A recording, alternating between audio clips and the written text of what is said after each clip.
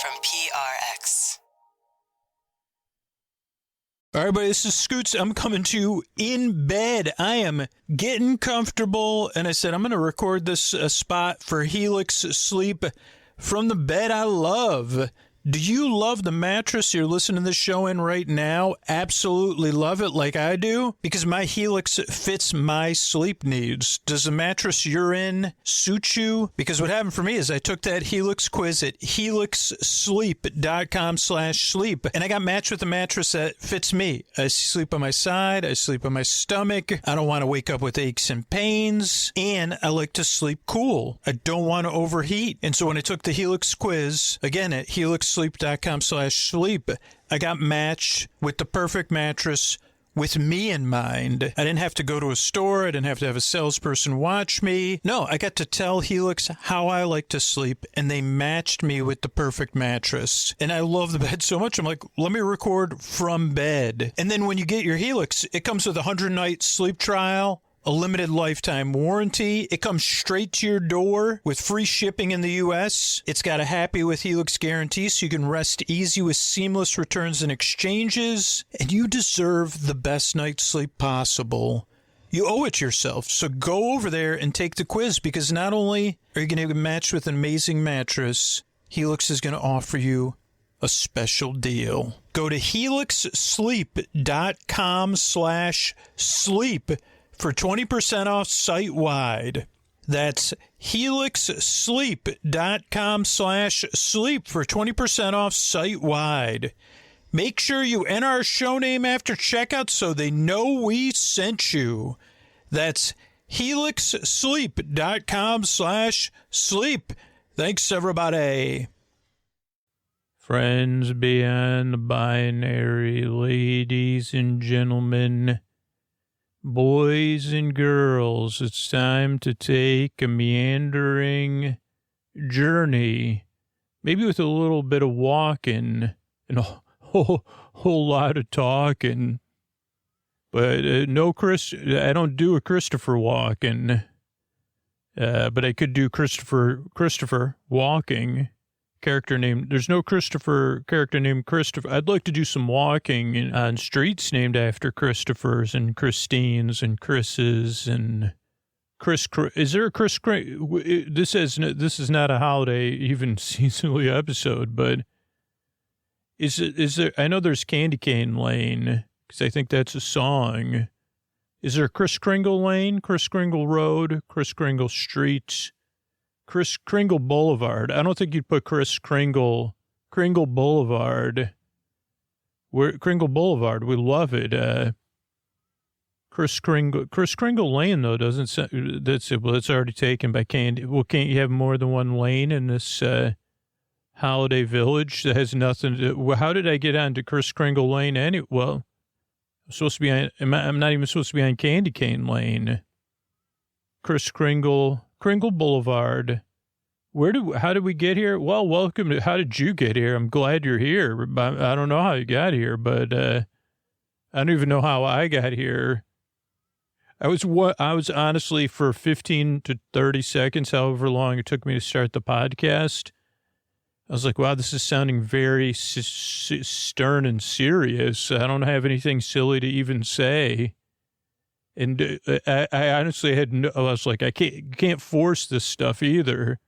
So I was like, well, I'll just do a straightforward beginning of the podcast. Just do my best. And then I was like, okay, no, the story of this episode has a meandering path in it. Next thing you know, Kringle Boulevard. Next thing you know, we're driving down Kringle Boulevard. Kris Kringle Creek. Yeah, that could be Kris Kringle Creek. That could be Kris Kringle Creek. Kris Kringle Circle. No. Are there like hard K things for roads? Kris Kringle Canal. That's not a, anyway. So, well, by the way, welcome to Sleep With Me. This is just the very, very beginning of the show. It's a podcast to take your mind off of stuff so you could fall asleep, to be a friend in the deep, dark night, to keep you company while you drift off, to be a mild distraction. ideally to help you fall asleep or to just bring you comfort in the deep, dark night, maybe some sleepy joy and delight. The show is very, very different than most things on planet Earth. Like who would think? And I think this episode's scheduled. I'm recording it in April, scheduled to come out in August. And now all I can think about is Kringle Boulevard. That just has a nice ring to it. I'm not a big Boulevard person. Because usually that means, like here in the U.S., I mean, technically I think it means it's got like something in the middle of it. But usually it just means it's not good for walking. But anyway, I'm glad you're here. The show does take some getting used to. So give it 2 or 3 tries. That's just what most regular listeners have told me over the years. It took 2 or 3 tries to get used to the show. Now I come here for this kind of nonsense. I would have never believed that someone who's technically a grown adult, rambling, just trying to start their podcast, which should only take 1 to 2 seconds, going off topic, and then not being able to get off being off topic would put me to sleep, but it does. That's what takes 2 or 3 tries. Would you believe it? So just give it 2 or 3 tries, because I'm really glad you're here. I really do hope I can help you out, because I've been there in the deep, dark night. That's why I call it that. But one of the things that helps is striving to bring sleepy joy and delight, not even getting there, and just being there for you if I can. So I'm glad you're here, whether you're brand new, you come back to the show when you need it in the times of your life where sleep is elusive or challenging, or, you're feeling it in the deep, dark night or the day, or you're one of our regular listeners. Only 1 out of 5 people, I think 20%, right? So 1 out of 5 people listen to the show on a fairly regular basis, 3 or more times a week. If you're one of those regular listeners, I'm glad you're here night after night, and that I can help you out. So what we got coming up is support. So paying for the show is optional. It really comes down to that, those 1 in 5 people that desire to support the show or the sponsors. So if that's you, if you could consider that. But after the support, we have a long meandering intro meant to ease you into bedtime. And then later on, we'll have our episodically modular bedtime story, checking into boredom. So I'm glad you're here. I work really hard. I yearn and I strive. I really hope I can help you fall asleep. But thanks again for coming by. Oh, yeah, like I said, I kind of already mentioned, if this show changes your life on a nightly basis, if you could check out these sponsors, consider supporting the show, it'd be great. Thanks.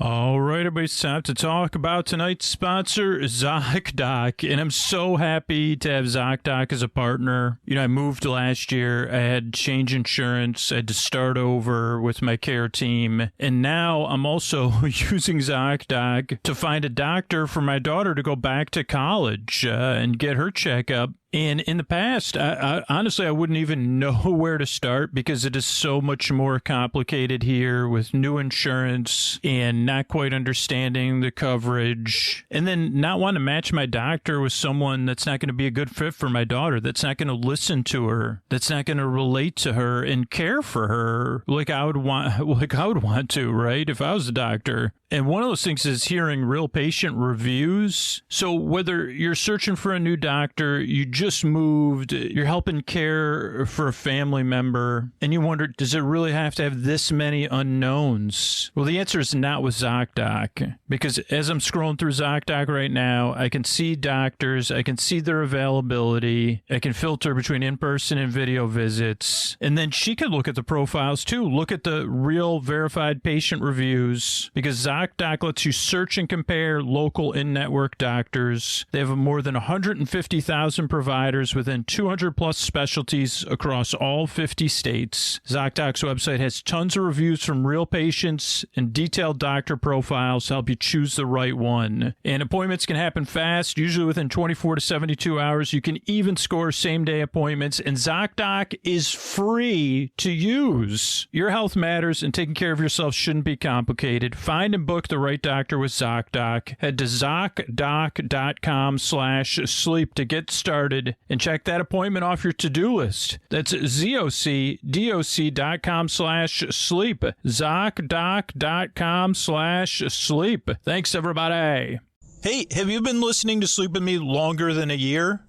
Do you like getting gifts? Yeah? Have you ever thought about giving yourself the gift of Sleep With Me Plus? Sleep With Me Plus is definitely the best way to listen to the show. There's ad-free full episodes, ad-free story-only episodes, tons of bonus stuff. It goes way, way back in the archives, thousands and thousands and thousands of hours. Sleep With Me Plus was built with people that listen to Sleep With Me on a regular basis in mind. It is a gift because the people that support the show and listen regularly, they stay supporting it. I hear from them.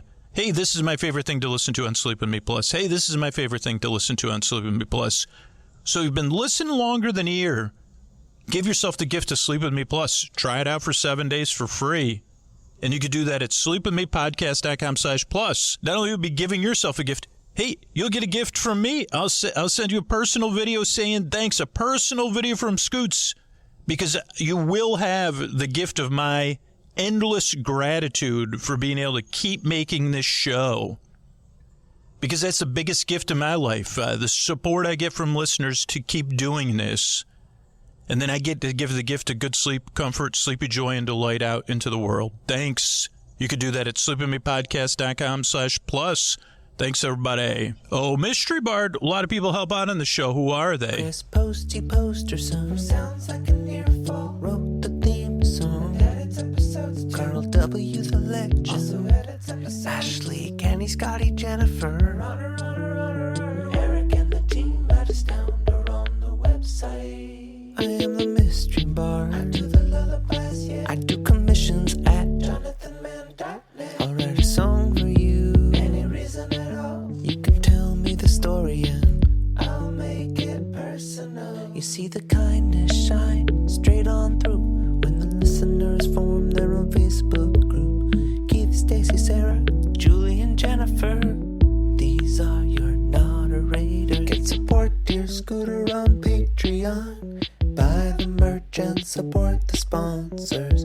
You can find anything you want at sleepwithmepodcast.com. And we're so proud that we could dance. Rusty Biscuit, Lois, Hannah like banana. Leah does the transcripts. Thanks, Mystery Bard. Hey, by the way, when you sign up for Sleep With Me Plus, if you've been listening longer than a year, make sure to let me know how long you've been listening, because we're having this friendly competition. I don't know if you like winning, but I do. I am competitive, and we're having a competition for people that have been listening longer than a year. How many people are going to sign up to support the show from people that have been listening for 1 year, 2 years, 3 years? And whichever group has the most, we're going to have a party, and one of those people in that group will get a lifetime subscription to Sleep With Me Plus at the Boar Bestie level. And it'll be fun. And you could do that at sleepwithmepodcast.com/plus. I'll send you a welcome video, a personal welcome video, saying thanks. And you can let me know how long you've been listening to the show. And be a part of something positive. What do you say we get on with the show? Hey, are you up all night tossing, turning, mind racing, trouble, getting to sleep, trouble, staying asleep? Well, welcome. This is Sleep With Me, the podcast that puts you to sleep. We do it with a bedtime story. All you need to do is get in bed, turn out the lights and press play. I'm going to do the rest. What I'm going to attempt to do is create a safe place where you can set aside whatever's keeping you awake. That could be thoughts on your mind, thoughts about the past, past thoughts. It's a word we've used on this show before. Or about the past, the present, the future, thoughts that just appear at bedtime, or that build at bedtime, or increase in that word that starts with a V, vociferously, or whatever. They're there. You see, everything was quiet until I went to bed. Quiet and peaceful until my head hit the pillow. It's the story of my life. So it could be thoughts, it could be feelings, anything related to those thoughts, or feelings that are just there on their own. or feelings about boulevards or Kris Kringle. I get it, I do. Obviously, my brain can't stop thinking about, I'd love a list of roads. Kris Kringle Road just doesn't do it for me. Candy Cane Lane, Kris Kringle Lane does. I can see that. You say, oh yeah, it's called Holiday Development. And it just developed in my imagination recently. You could do a brisk novelty sign business there. I guess Santa, you can't really sell Santa Claus or Kris Kringle. I go by Kris Kringle, okay? When I'm working, I'm Santa. So you couldn't really sell. Would that get you on, like you say, yeah, I got a sign, sleigh parking only. I got bumper stickers. My other car's a sleigh. My other sleigh's a car. I got that one too. You Santa be like, it sounds perfect. We just moved in. Street's named after me. Did you? Oh, I did. That's why I'm here. That's exactly why I'm here.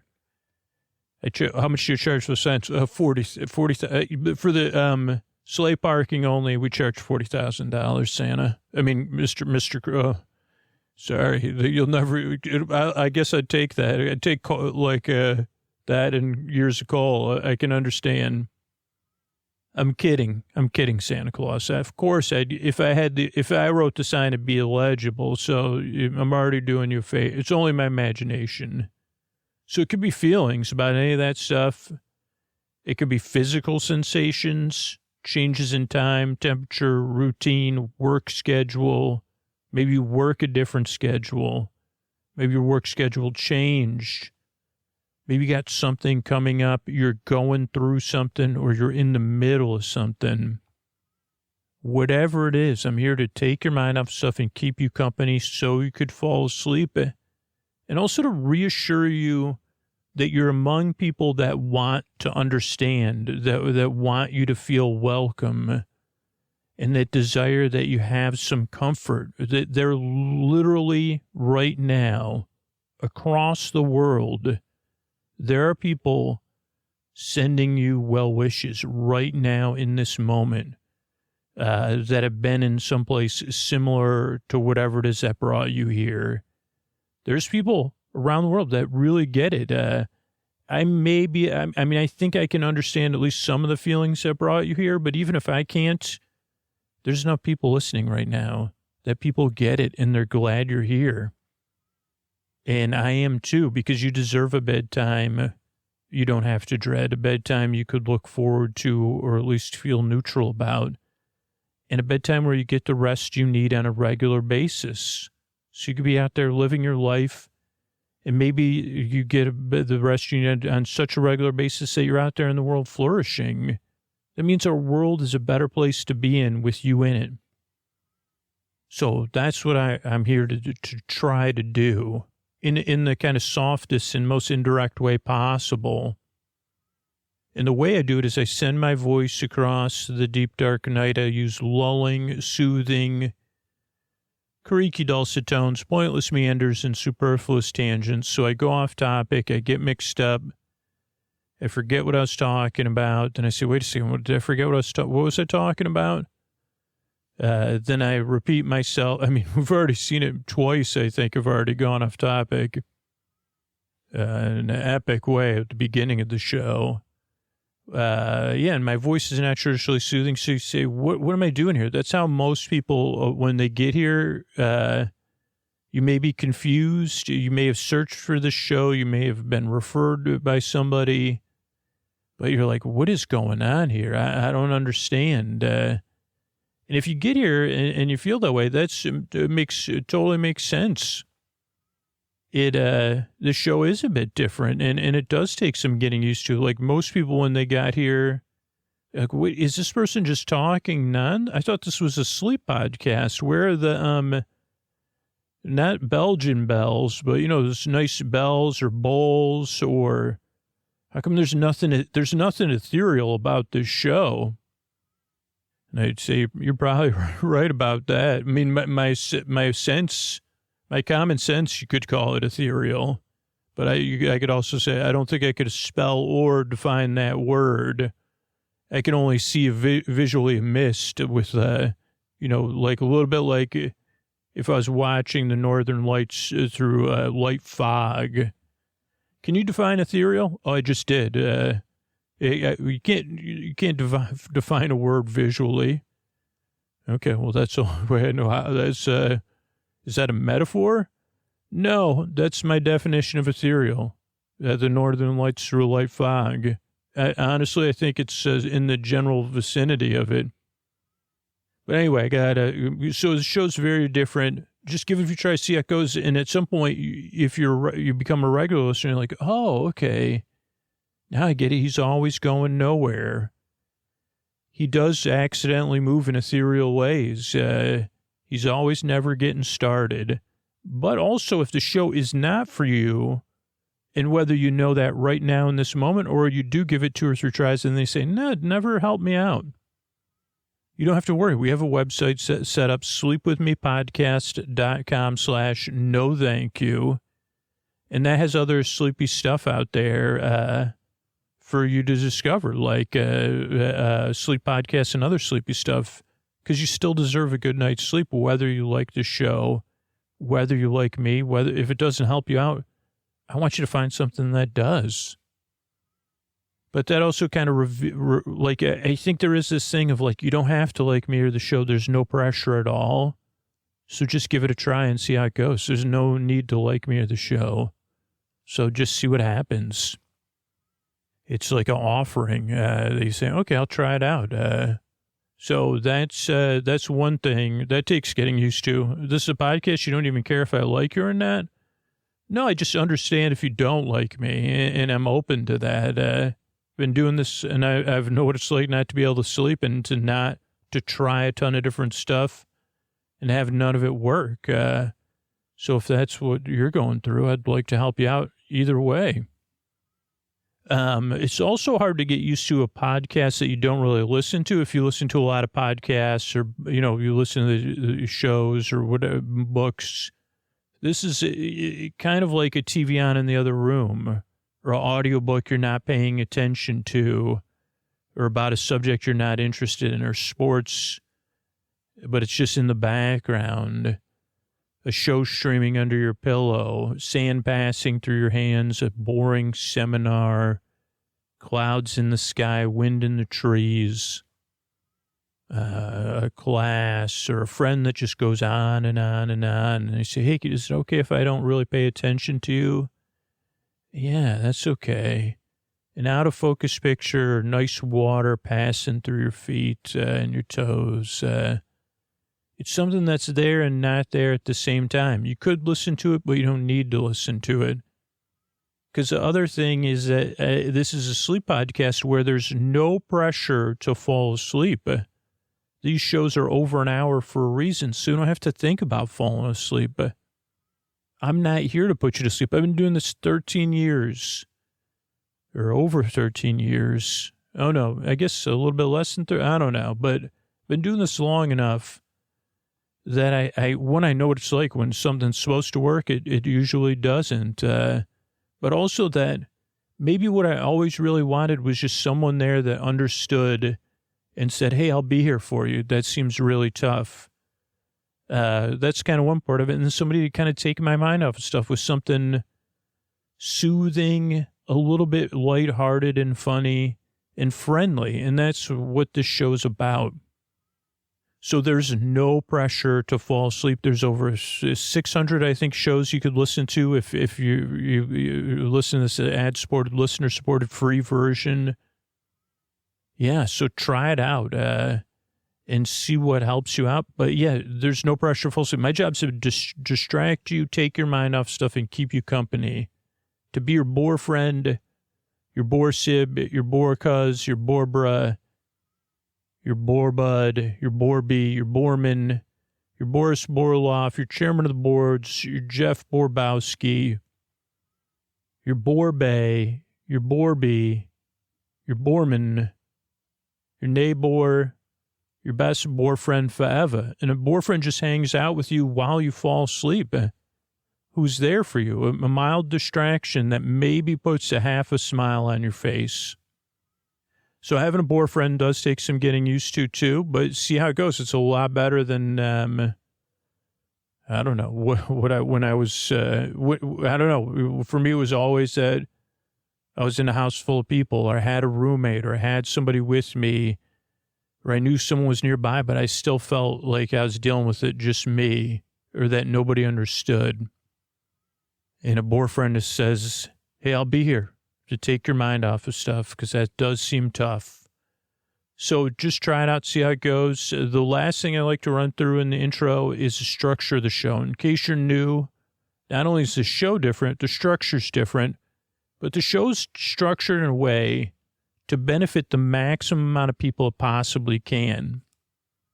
So the show starts off with a greeting. Friends beyond the binary, ladies and gentlemen, boys and girls. So you feel seen and welcomed in. You say, okay, could check that show out. Then there's support for sponsors and requests for listener support so that most people don't have to pay for the show, because most people are either new or they listen a few times a year when they really need the show, or they're not in a place where they can support the show or they want to. And if the show was just behind a paywall, they wouldn't get to benefit. And that's most of the people that listen. And the sponsors and the people that support the show enable us to do that. It's pretty great. So if you don't like the ads or the support, you can either support the show or just understand, hey, this is how we do it for everybody. So that's that. Then next is the intro, which is totally separate from the support. It's a show within a show.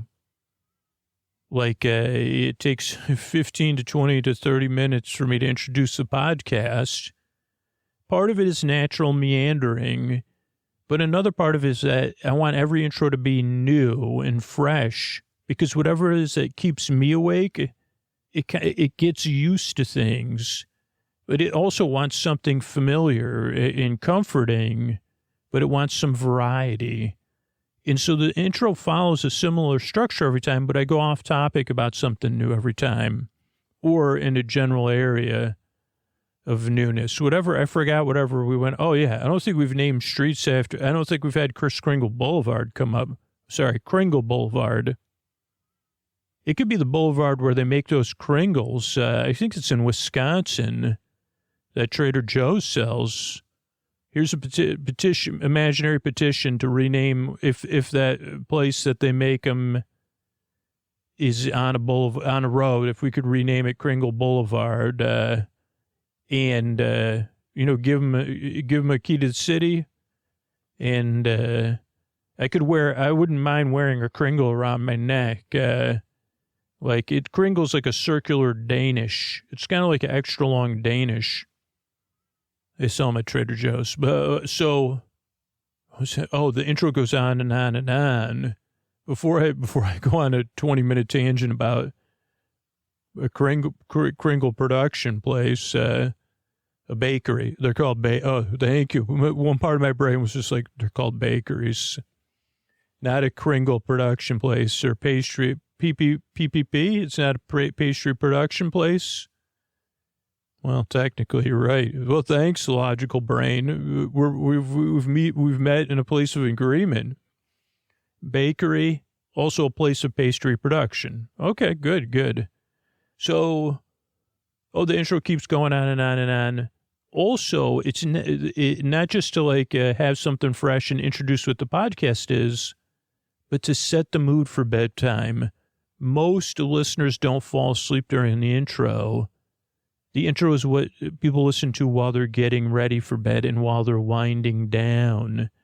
Maybe even trying outside of your bedroom to do some sort of chill activity, join other listeners and stuff, and get eased into bedtime. But wherever you are, whether you're in the bathroom, brushing your teeth and washing your face, you're in bed getting comfortable, you're petting your pet somewhere. The intro is kind of like a sleepover, like after we watch some movies and stuff where the volume's slowly getting lowered, a buffer between being awake and asleep. That's what's worked for me as I've learned more about sleep it works for me most of the time. is having a wind down period. And so that's what the intro does. If you fall asleep fast, you're probably not hearing this, but please support the show. Or if you fall asleep fast and you're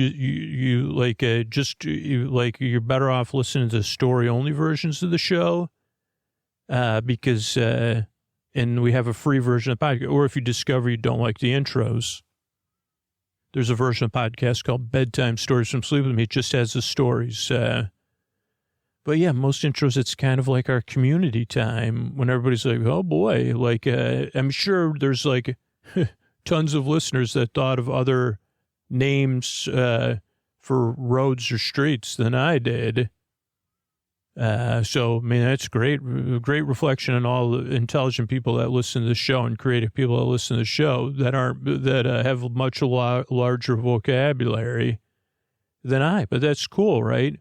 So, yeah, that's the intro. Then after the intro will be support. Then after the support will be our episodically modular series, Checking into Boredom. And also we'll be here a bit over an hour, and I'm really, really glad you're here. I work really hard on this show. So do a bunch of other people. And we really yearn and strive to help you get the rest you need to bring you sleepy joy and delight. So we put out so many different styles of shows, and we put out shows on a regular basis because we're committed to this. So I'm really glad you're here, and I really hope we can help you out. And if this show helps you out on a regular basis, like you would miss this podcast if the podcast was gone tomorrow, you'd have a frowny face. Please consider supporting the show or one of these sponsors. Thanks.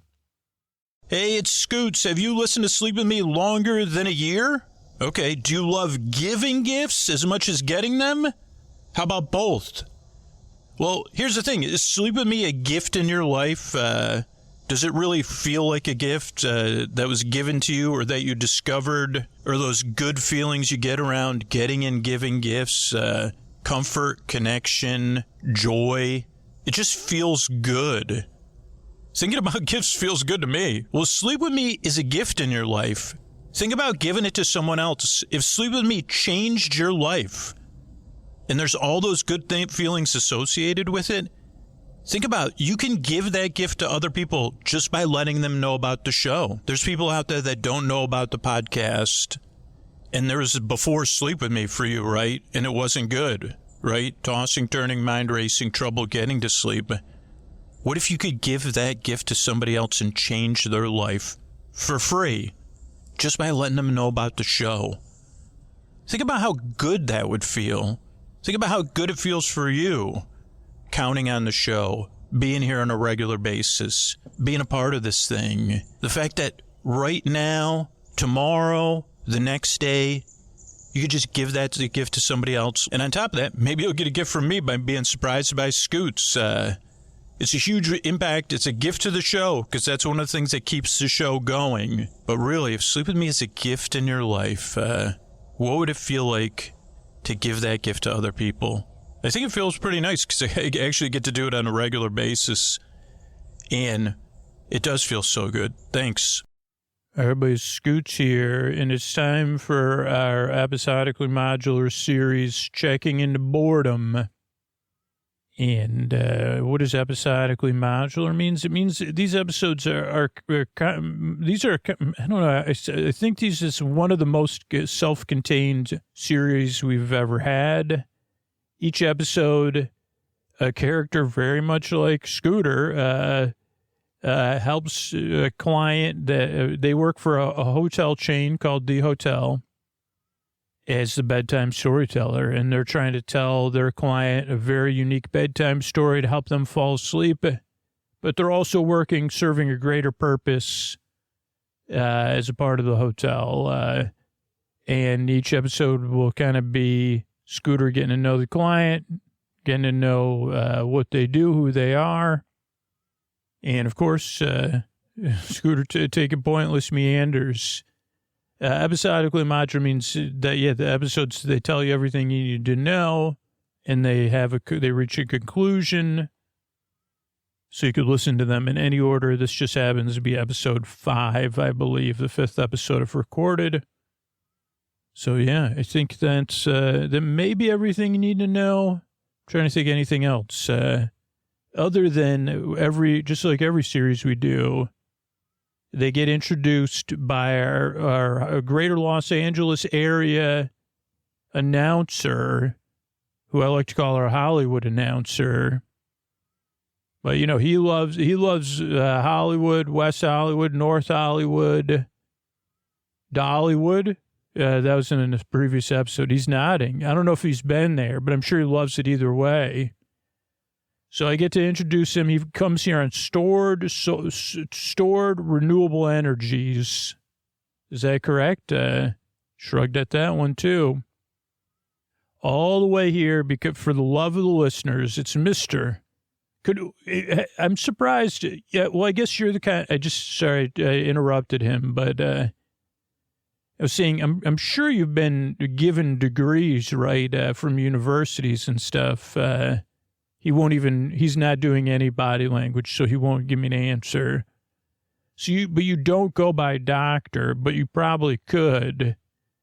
And if there was a doctorate in being kind and compassionate, and is there a word it's not the imbuing or whatever that word is. That's if I could defer a doctorate. Also squeaky elbows. The doctor, squeaky elbows. He says they don't make a squeak. Mr. Antonio Banderas. The friends behind the binary. So ladies and gentlemen, so boys and girls, it's Dr. Squeaky Elbows here. It's time to check into boredom. Ringing a bell like on Rob has a podcast for Stevie B2. Yeah. Thanks, Antonio. By the way, have you read Stephen's book, Escape? Yeah, it's pretty great, huh? Yeah. Oh, Antonio likes the book, too. Just a little shout out, Stephen Fishback's book, Escape, with an exclamation point. Check it out. Maybe also, I think that's the title. Antonio's really laughing now. One thing I'm great at is putting in promotions and like when I carry glasses or whatever. Anyway, that's Mr. Antonio Banderas. This is Checking Into Boredom. Hello, everybody. I'm your narrator, and I'm here to kind of fill you in on everything you need to know and narrate this tale of our bedtime storyteller and the hotel. Now, I just want to fill you in. I believe the person who operates this audio broadcast filled you in too, but this episode is about a bedtime storyteller. He goes by different names. Tonight, he checked into the hotel as Circadian. And in the past, I think he's checked in as Tangerine Tangent and Noir Chardonnay. He doesn't need to. I mean, he does feel it's necessary to. The staff is always expecting it because he's not checking in as a customer. Also, I think he's been told various times to just, like, he gets in line every time for the queue. Can't decide between the frequent queue or the regular queue. Normally, he gets a hotel when there's no one lined up anyway. Then he tries to check in, even though he works there, though he does stay in a room. And frequently he says, do you have the room? Well, he tried this and it backfired, actually, twice. He said, do you have a room reserved for Circadian, the room closest to the elevator and the ice machine and any teens or celebratory things? And then they say, of course we do. Yeah, we do have room set aside just for you, sir. Circadian in this case. Are you from Moby? Are you sir? No, sir. No, I didn't mean it like a royal sir. I wish I was a royal sir. So he checks into the hotel where he's the bedtime storyteller, the official bedtime storyteller of the chain of hotels called The Hotel. And the hotels are scattered around the world. They are luxury upscale hotel, though they don't tend to be in the largest cities or the second largest cities in each part of the world they're in.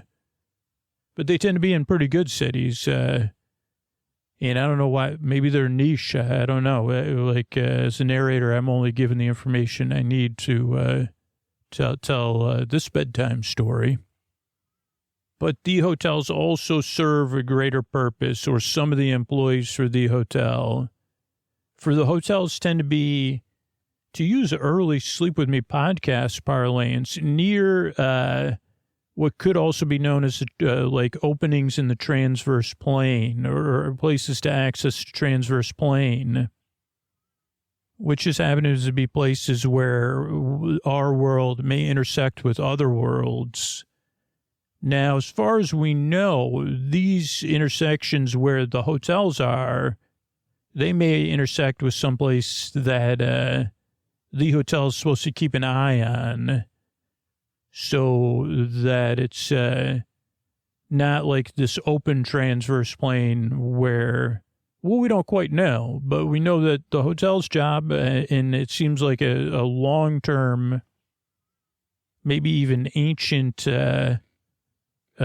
duty with a TY, to ancient duty. They call that rocks, don't they?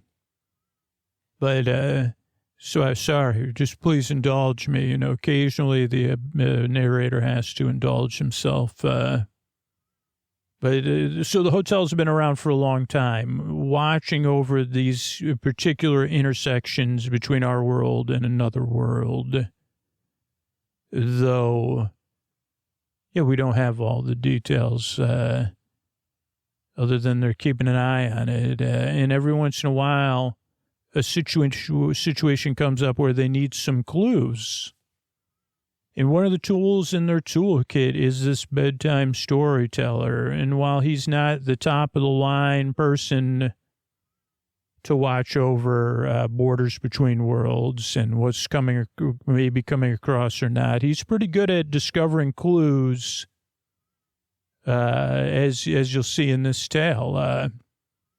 But the whatever other world they're involved with, whatever's happening in these portals or intersection of planes, they're being more cautious, which takes a lot more time than we have. When Scooter goes and checks in the hotel, then he meets with the Sundry's supervisor, which I believe is like the hotel manager, or the hotel, I don't know, I guess maybe it's separate, the manager and the detective. But he gets his who, what, where, when, why, how, more or less, of like, hey, this is what we need you to do. But since they've been more aware of maybe someone paying attention that does it, they try to do it. I think as of right now, the other world does not know Scooter. They just think he's a bumbling bedtime storyteller, is serving the greater purpose of bedtime stories, but not serving the greater purpose for the hotel, because it's also a regular hotel. It just happens to have this extra mandate, and that's a secret mandate. And they also want to, most people that work at the hotel are not aware of the secret mandate. Maybe I've never mentioned that before. So Scooter went and met with this particular Sundry supervisor, and they went over who the client was, basically. And this hotel is, it's holy cow. I'll just tell you about the architecture so Scooter doesn't have to. It's amazing. It's in Daejeon, South Korea, which is about, I think, not the first or second or third largest city, but it has so much beautiful natural and architecture, including this building, which the lobby of the hotel is a giant former power plant. So it's a brick, towering structure. You know, that in the past would have been multiple floors of an industrial building, but with giant, giant windows as well, that they converted just into the lobby of the hotel. And then the lobby is, or the rest of the hotel is built adjacent of this powerful building that formerly helped supply power. So it's got that, I don't know, it's quite a cool building. And there's other locations that are quite nice, some of which we unfortunately don't have time to visit, but maybe, one day, maybe one day we will, I don't know. So Scooter was told that his client, he would be meeting her at this tower at this expo park, which was formerly where basically a World's Expo took place, which I think is very similar to World's Fair. And he was told that they weren't exactly sure. I think they've learned a new technique with Scooter, which is that the less he knows, the better he can be at getting clues. So they kind of explained, hey, get to know this client. She's working for the hotel. She's having trouble sleeping. She's experienced some dissatisfaction inside and outside of sleep, it seems like. And we want you to help her out and also see what you could find out because we need to get, obviously this is part of your job. Now, Scooter also always asks for a gadget based on his kind of expectations that one day he would become more than just a bedtime storyteller, because he watched so much fiction with, double O's and different things like that, that he wants to be, the top people for the hotel that work in mystery are part of the periodic table of elements. I think the only character we came across was Iridium or IR, and Scooter hopes one day. But for now, he's like, I'll take a gadget, particularly ones that are like the ones from the films he used to watch a lot of or the books he used to read a lot of. Though, you and I both know that, in this case, he said he always pauses, and after hours and hours of them just trying to explain this information that it took me 10 or 15 minutes to explain to you, just go meet the client. Do you have anything else for me? And the sundry supervisor normally forgets. Of course. And he pulls out a pair of lower end, but so the hotel had changed over years ago for indoor slippers because you take your shoes off when you enter the hotel.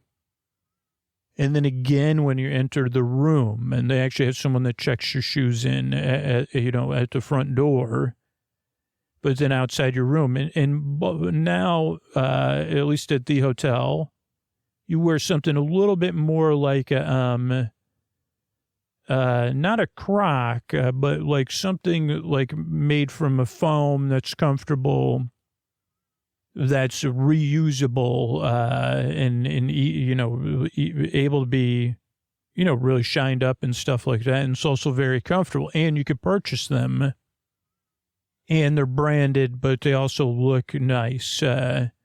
So not a slipper, but an indoor shoe, a comfortable indoor shoe.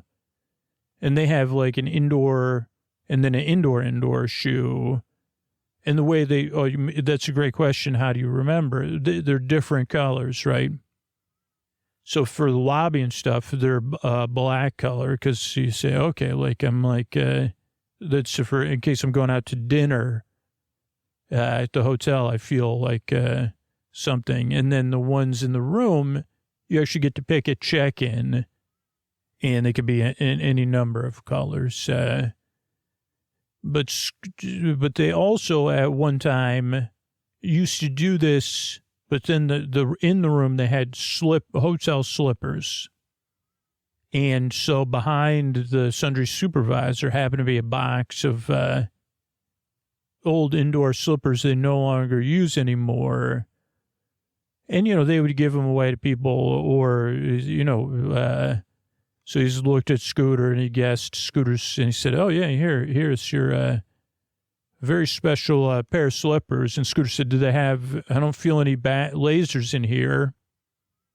Is there any kind of like, is there a grappling hook built? And they said, no, not in the slippers. How did you know which of those slippers were going to be the ones that are the right? Are you sure you gave me the right ones? Because I don't detect anything in here. They're very pocketable. And they said, yeah, you can put them right in your back pocket in case you find you need a third pair of slippers. They are indoor slippers, and they're nice terry cloth. The bottom's like a little bit of rubber or something. And Scooter said, okay. Like, what about the rest of that's a pretty big box of slippers. Oh, yeah, you like slippers? We could give you a couple more pairs. Just keep them separate from your gadget slippers. So Scooter actually said, oh, yeah, I'll take three. Can I take 3 or 4 pairs? Just in case. Want to be my gadget slippers, pacing slippers, thinking slippers, relaxing, And, I might need them. I might need them. And they humored him and gave him his slippers. Now, Scooter was told to go down to the expo park and meet his client, Jiwan, at the Hanbit Tower, the Tower of Great Light. Now, this was part of the Daejeon Expo, which was 1993. So the tower is 93 meters tall. There's also 1,993 pieces of granite at its base. It's in something called the Expo Science Park. And its architecture is very, fitting for somebody like Scooter. It's very cool. It's kind of futuristic. It has something like circular up on the tower. At night, it has a projection show and lights and everything. But the observatory level, it's just very futuristic, but a retro-futuristic kind of look. So Scooter went up the elevator to the top and looked around for his client. And eventually, he met Jiwan and said hello. And then obviously it's took a while. Oh, I'm your bed. Thanks for inviting me up to this tower. I'm glad they explained, I'd like to get to know my clients better. And Scooter had one piece of information about her, that she worked on walking paths, which during his interview was another whole thing that the sundry supervisor tried to skip over. Just, what do you mean walking paths? Like English garden path, like a walking path. They said, just don't worry about it. It's too hard to explain. Let the client explain it to you. So he said, well, thanks. I'm glad glad you understand. I like to get to know anybody I'm working with. That's very non-traditional, trying to form a bedtime story. My job is really not to, even help you with the sleep. It's to tell you a bedtime story and kind of unlock whatever's going on. And he laughed, and he was actually in a disarming mood because he said usually it's like by accident too. He goes, because I think I just make people aware of what's happening, and and then he started going on a tangent about, oh, this tower is so cool, by the way. How did you know I'd want to check this? Oh, it's a very popular thing here. And yeah, I thought we could view, the mountains around the city. And he said, oh yeah, well, there used to be this playground, but not by my house, but 40 minutes from my house, Auburn, New York, he said. And it was kind of like this, but smaller. Like it was like you wouldn't believe it. It was like a rocket ship. I just found out about the company that makes it. Believe it or not, it was called the Miracle something Playgrounds or something. They made these commercial playgrounds that looked like rocket ships, and you could climb up and go down different slides. It was great for imagination and stuff like that. They're all metallic, kind of like this retro future kind of look. And she said, funny, that's interesting. And then she kind of said, well, how long have you worked at the hotel for? And Scooter said, well, I work with, I'm not exactly I'm not a full-time employee. I guess I should, I'm not on retainer because I think if you're on retainer, they pay you a bunch of money up front. I mean, I'm getting paid, by the way, just so you're clear, but, I'm on an as-needed basis, which is a great opportunity for me to come here and be in this tower. I wouldn't be here with you in this tower if it wasn't for this opportunity. It'd be nice. There was a brief time where all these luxury hotels thought this would be a thing. And then the company, which would have been cool, but then everybody behind the scenes was like, we're paying how much for a bedtime storyteller? Nah. Now, the hotel stuck with it because it's kind of a niche thing, right? They're the only, there's other ones that do it, but even they can't quite commit. And that's why, and actually, I think it's more of a thing that even when it's free, but the hotel does say how much it costs so that people are like, whoa, boy, that's included. They think it's like babysitting for their kids, which it's not. So I that's in my contract, or I write it on there. I'm not, no kids, no babysitting. No kids. I don't have anything against kids, but that just tends to go. Yeah, I just kind of work on an as-needed basis. I think that's what I was saying. Yeah, they were, sometimes the hotels would charge almost like a massage, bedtime storyteller. People didn't go for that. But the hotel stuck with it. So they're the only ones that I know of that still do it as an offering. And luckily, I kind of like, that how about, between this tower and that lobby, I already feel like, again, I would love it if I was, I guess I'm complaining when I should have gratitude, right? What about you? So you're working for the hotel too, right? And she explained, yeah, I'm building a path for the hotel, but it's a similar arrangement. I'm just building this path, and I'm staying at the hotel for the time being, and be honest, just I don't know if I really want to work for the hotel, or that there's I don't know if it's not even an as needed basis. This might be a one thing deal, but I don't know what I'm going to do beyond that. Oh, okay. Well, tell me, so yeah, all they told me is that you were working on walking paths or something. Well, yeah, I'm working on it's Wang To. It's a red clay. Are you familiar with it at all? No.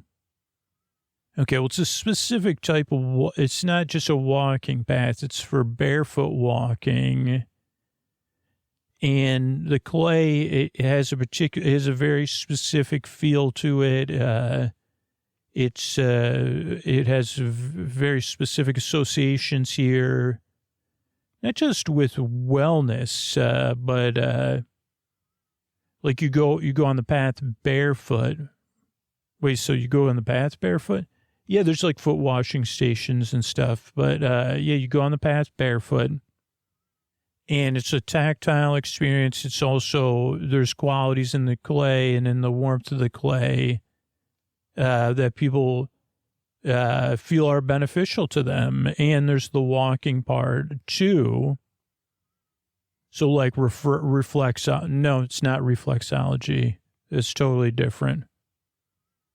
Okay. So it's like a mud bath for your feet? No, you're walking. Yeah, this is where I get frustrated.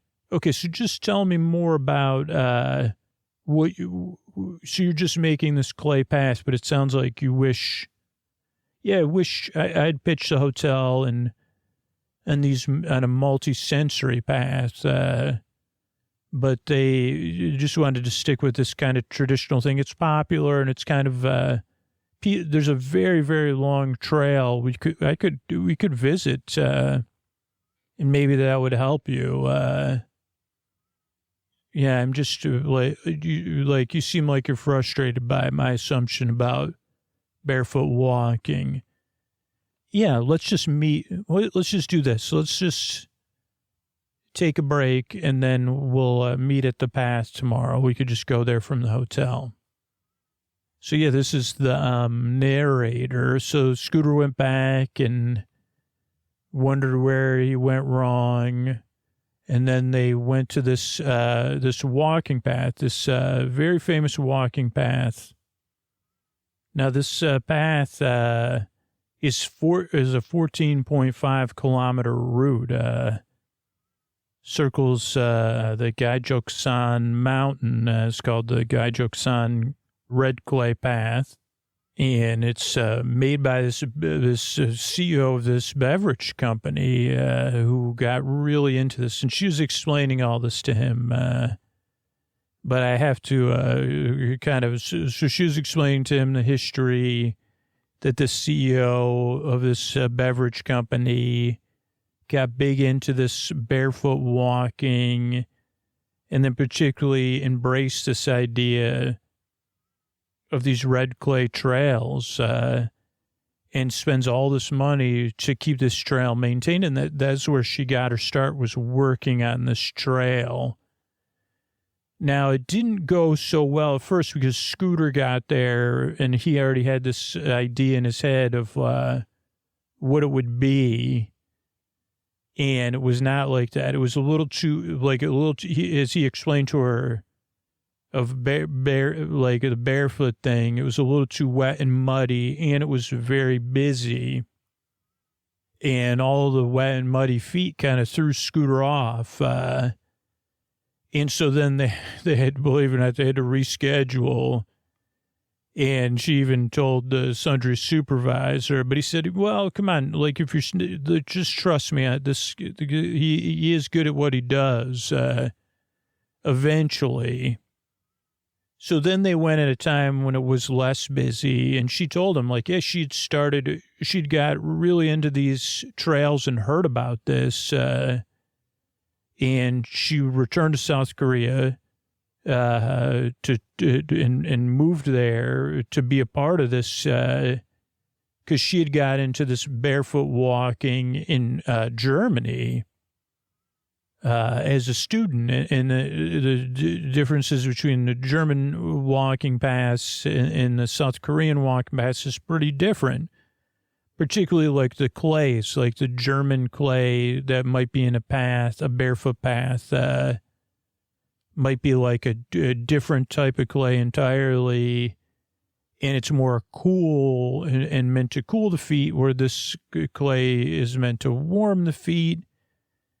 And then she started talking about all of these different styles of barefoot walking in some German barefoot walking parks that were just not clay only. And just talking about like the thought that goes into any of it and the maintenance just of the clay path, keeping it, the right amount of clay, the right amount of moisture, dealing with making sure it's walkable and that that it stays, that nothing, that it's good to walk on, but that it is different. And the German walking paths were a little bit more adventurous. And she talked about how she pitched things, but no one was really interested. And then she started getting more and more into, had this idea of doing it with your eyes closed or blindfolded walking paths. But no one would go for it, and she got more and more into it. And she actually said, like, yeah, a couple of times I did this path, and I had explored other areas, and I would go off the path. And she said I was practicing, or I'd have someone with me, like helping, like make sure I didn't, bump into anything. But she's like, yeah, I would go further and further afield from the path. And a couple of times I discovered other interesting things, like, in the forest around here. But again, no one was interested in this this approach I was into. Like, and they said, well, yeah, not with the eyes closed either. And so she said all of a sudden she had an opportunity to rent this place where she could live and like an affordable piece of land. And it was already like a different, like a different kind of spa, like a wellness kind of place, with a place and back to live.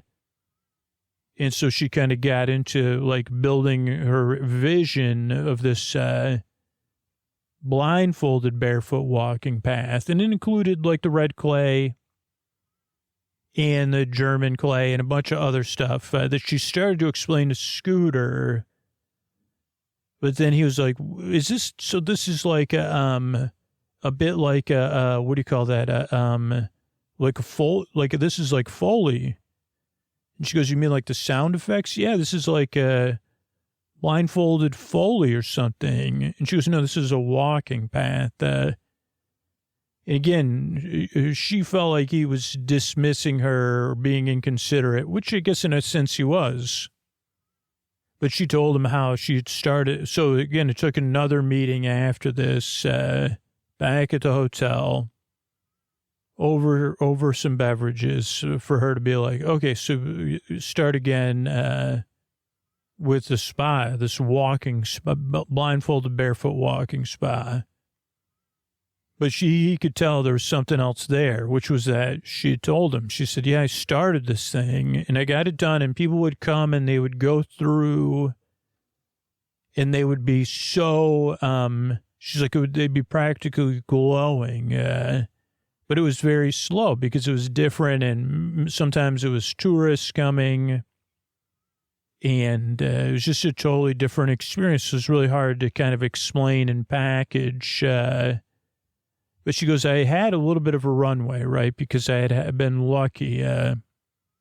She goes, but then suddenly the whole property, she goes, it became, I was only renting it, and I didn't have a long-term lease or anything. And I found out it was because the like a certain agency said, oh, no one can be here anymore. And she said, so that was it. They actually like fenced off the area. And she goes, and then the hotel had heard about it. Like a couple of people at the hotel had come by even, and they were even talking to me about it. And so when they heard about it, they said, hey, why don't you come do something similar here at the hotel? And Scooter said, well, I'd love to visit it. And she goes, oh, no, it's like you can't visit there. She goes, it's like real fences. Like, she goes, they said it was like some sort of mud, like mud pots or something. But she goes, I don't know. So then Scooter went back to the hotel management and said, hey, what's going on here with this? Can you tell me more about why all this is closed down? And the hotel said, well, yeah, that's interesting. It actually is closed down for real.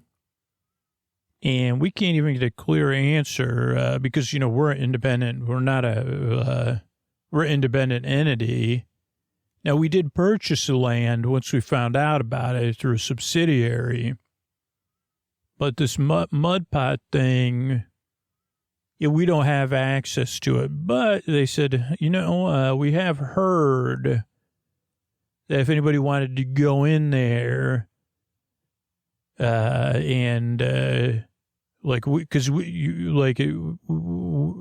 anybody that doesn't it would make sense for them if they did get discovered being in there. Like a sundry supervisor, if I'm there, it would just raise too many questions. But there is a way in.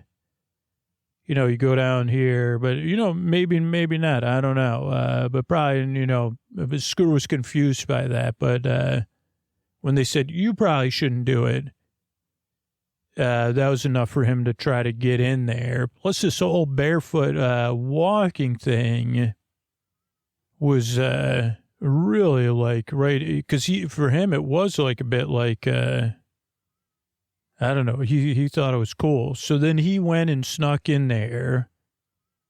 And when he did, he was walking around, and then he was trying to close his eyes and walk around. The path was still there, but it's starting to get overgrown. And then he realized, I'm still trying to figure out what is connected to the other world, right? So he put on one of the slippers and walked through one part of the path. And then he brought the slippers back. And then he got the other slippers from his room, and then he used those on different other parts of the path. And he turned all those over to the sundry supervisor for analysis. Because obviously, like when Scooter does something, not just the bottoms of the slippers get covered and stuff. And the sundry supervisor said, okay, but keep working. So Scooter went back, and then he said, hey, I think I'm ready for us to work on your bedtime story if you're ready. And she said, okay. And he said, you know, you could participate too. She said, okay. He goes, yeah, but I just think about this idea you have that it's a form of art. And he goes, and I'm kind of imagining, as I've gotten a better idea of what you're talking about, of the tactile thing of our feet being in contact, but also the layout of the path, so like whether it's direct or meandering, the flexibility that it could be indoors or outdoors, that it could be viewed, but also experienced, blindfolded, or in the dark. And Scooter's like, yeah, I mean, I would just like to do one meandering up, through the Guggenheim even. And he was kind of laying out, okay, we could have like, you have to be careful where you put the clay. You'd have to make sure it's doable and figuring out how everybody could experience it. Or these are other places. He went on and on and on and on. And then he asked her to tell him more about when she would go off the path that she worked on. And he goes, why don't you tell me a story? And she kind of told him a story about wandering off the path with her eyes closed. But she goes, it wasn't always my eyes were closed. I'd open them and then walk some feet to make sure if I was by myself. And she goes, and I'd get, I'd have my phone turned off, so if I did get turned around or whatever, I could find my way back eventually. But she's like, I would have, stuff I would need so that I could get lost or misplaced without being lost. And Scooter's like, I love that. And she goes, yeah, it seems like you like a lot of this stuff, huh? And he's like, yeah, it's like we have a shared sensibility. And she was like, okay, but she was then kind of talking about, walking off and then discovering like old cars out in the woods. And Scooter's like, wow, you can, there's old cars in the woods here too. And she's like, yeah. And then it's like an armoire. And he goes, what do you mean an armoire? She's like, what if you open the trunk of a car? And then you looked, and then underneath the truck, she goes, and then you could climb in underneath the trunk. And she goes, and maybe that was what the mud pots were, but you go through the trunk and you come out and it's in another world. And Scooter's like, wow, that sounds amazing. Like, then how do you find your way back? And she goes, well, you come out of another car probably, or some other thing, maybe a porthole or some sort of other doorway. And she goes, maybe in that world you meet people that embrace these ideas, bedtime storytellers or paths or whatever. Like maybe there's people there that want this. But she goes, and then there's this world where there's like someone that wants to say there's mud pots. Then there's hotels that try to just hire you to do boring things for their clients. Screw said, do you think my bedtime stories are boring, but not that kind of boring? She goes, I'm just making a point. And she goes, have you ever wanted to be in another world or a part of another world? Or are you just assuming like you're kind of just taking my dream and running with it of how you envision it? And Scooter said, well, I can go, like the bedtime stories, I can go to another world whenever I want, I got to go with you to these worlds. But yeah, I don't know about being in another. I guess depend on what the other world was like, because I have a tough time in this world. Obviously, you've been frustrating to you a little bit, huh? She said, yeah, this world's frustrating to me. But Scooter said, yeah, but this is the world. I don't know. I guess we're just talking bedtime stories anyway, so it doesn't matter. But I've thought about that when I was a kid, or even as an adult, that'd be cool. And she said, yeah, it sounds like it would be cool. And now I'm really tired. So she went and started to fall asleep, and Scooter said, okay, maybe my job's done. And he went and met with the sundry supervisor, not that night, but not that long after. She left the hotel, and turned in, she said, hey, I know I'm not going to finish my path. Feel free not to pay me. Decided to move out of the area, and Scooter was like, huh. And the sundry supervisor's like, we checked everything with the slippers, and none of it's from the other world. But something about our path is, and the people that. And Scooter's like, wait, I don't feel like I have all the information. I didn't know that someone who closed it off and for why. And they said, well, that's for your not your ears, more than only not for your ears. And Scooter said, yeah.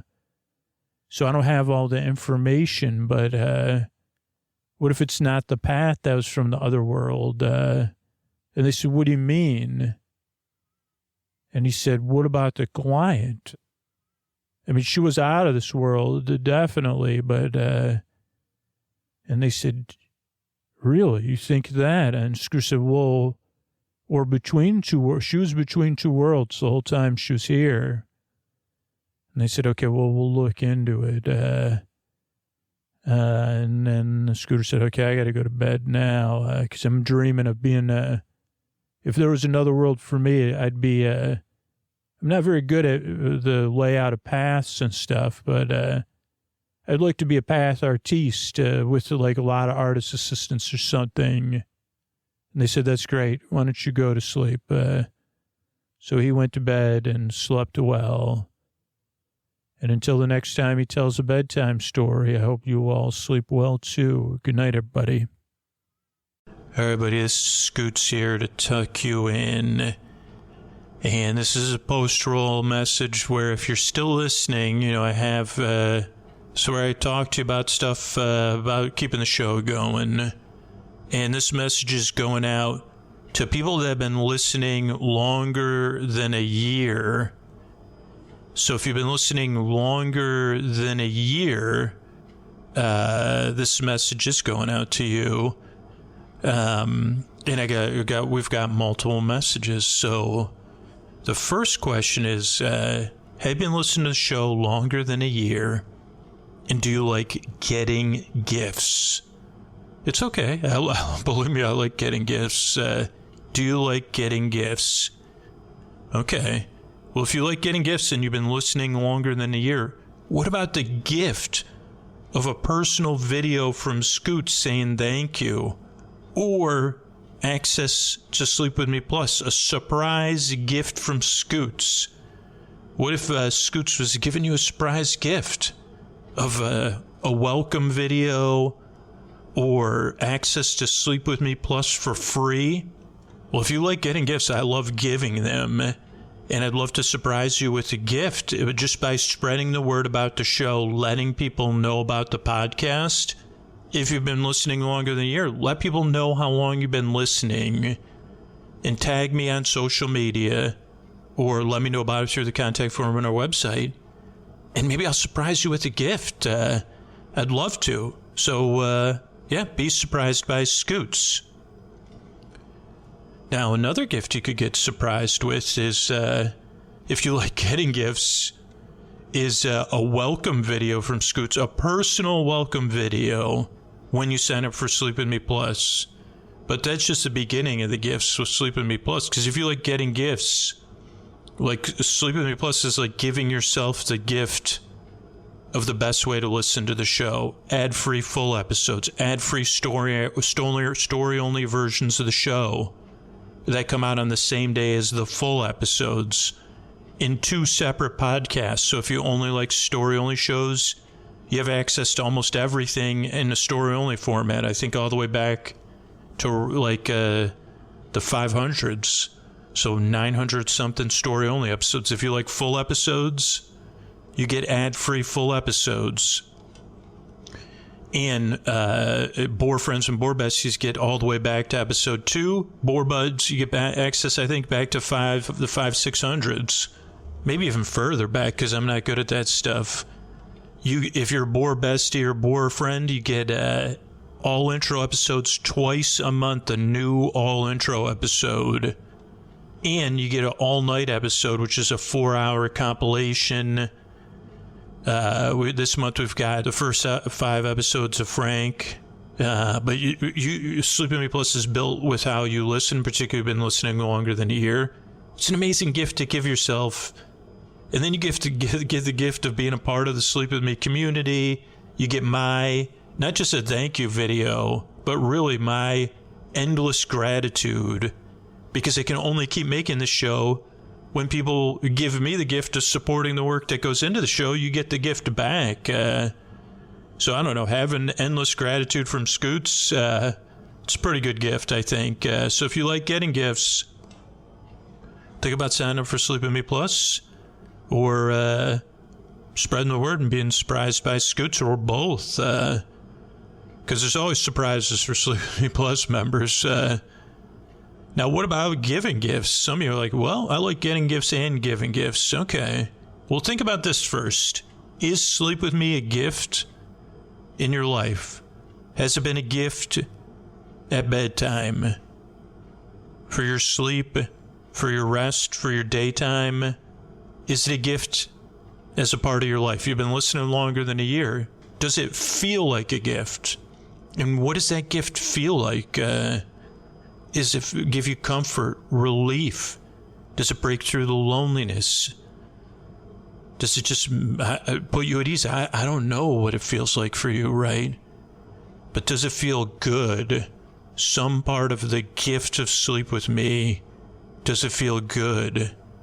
Now imagine giving that gift to someone else, something that feels that good for you. And you get to give it to people. You get to give people that gift in a real way. Change their lives. Like Sleep With Me has changed yours. That sounds like a pretty good deal. Guess that'd be a pretty good gift to get. And you're giving it. And there's tons of ways. There's 2. And there's two ways you could do it. You could let people know about the show for free.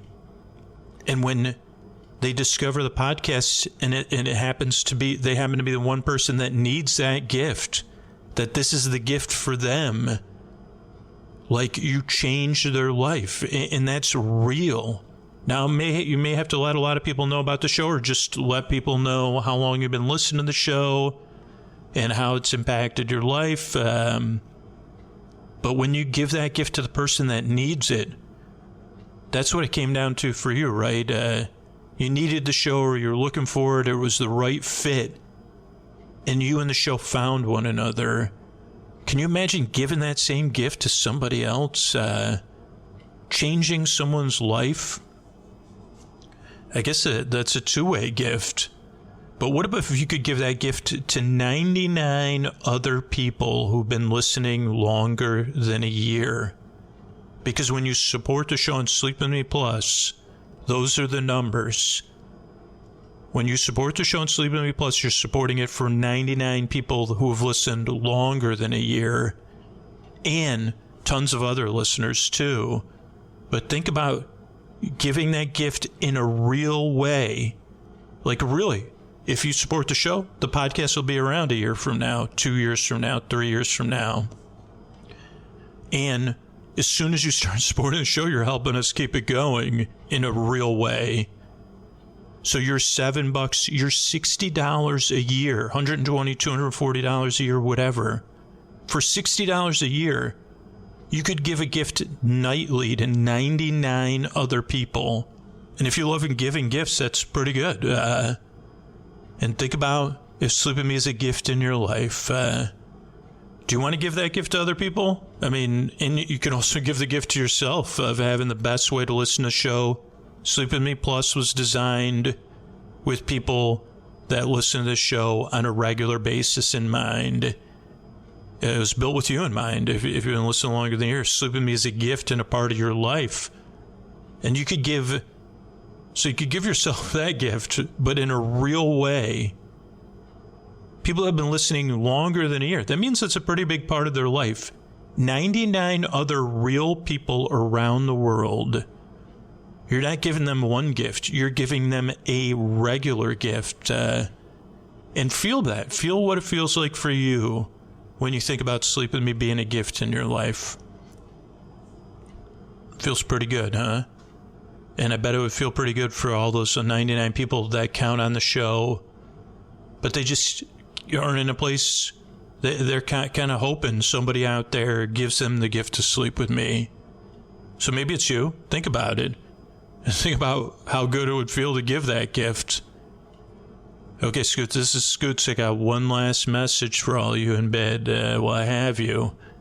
We've talked about giving gifts. We've talked about getting gifts. We've talked about Sleep With Me as a gift. But what about competition? You say, Scoots, what do you mean? Well, we all know about competitive gifting if you have siblings or relatives or friends. But this isn't about competitive gifting. It's about competition. If you've been listening longer than a year, are you competitive? And the first question to ask yourself is, are you competitive individually or part of a team? Do you like winning? Or do you like the thrill of figuring out? I don't know. Sometimes for me, it's like getting close, figuring it out. But are you competitive? It's okay. I am. I'm really competitive when it comes to some stuff. When I come to that thrill. And sometimes I'm competitive as part of a team and individually, especially when it comes to board games. But are you competitive? Because if you are, and you've been listening longer than a year, we're starting a competition right now. Which group is going to spread the most word about the show or support the show, right? People have been listening 1 to 2 years, 2 to 3 years, 4, 5, 6, 7, 8, 9, 10, 11, 12, 13.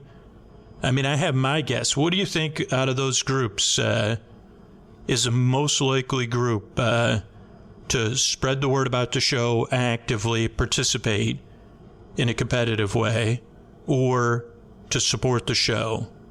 Because I think a lot of people would guess, and they'd probably not be accurate.